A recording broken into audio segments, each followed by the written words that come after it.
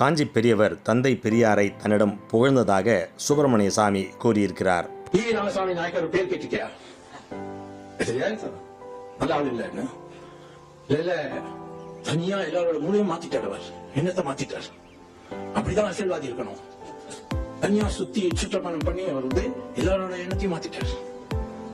அரசியல்பட்ட இந்த கோயில் எல்லாம் இடிக்கிறது, இந்த இதெல்லாம் பண்றதுன்னு ஈரோடுல ஒரு கோயில் இருக்கு தெரியுமா கேட்டார். அது அவரோட அப்பாவோட தர கோயில்.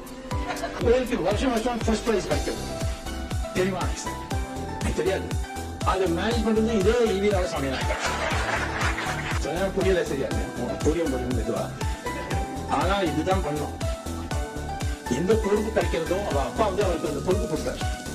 அந்த பொறுப்பை அவர் நியாயமா பண்ணி அந்த கோயில் வேற இடத்துலாம் கோயில் இதான் பேசுவார். ஆனா அங்க அவர் அதை பார்த்து அழகா வச்சு ஃபர்ஸ்ட் பிரைஸ் வருஷம் வாங்கினார்.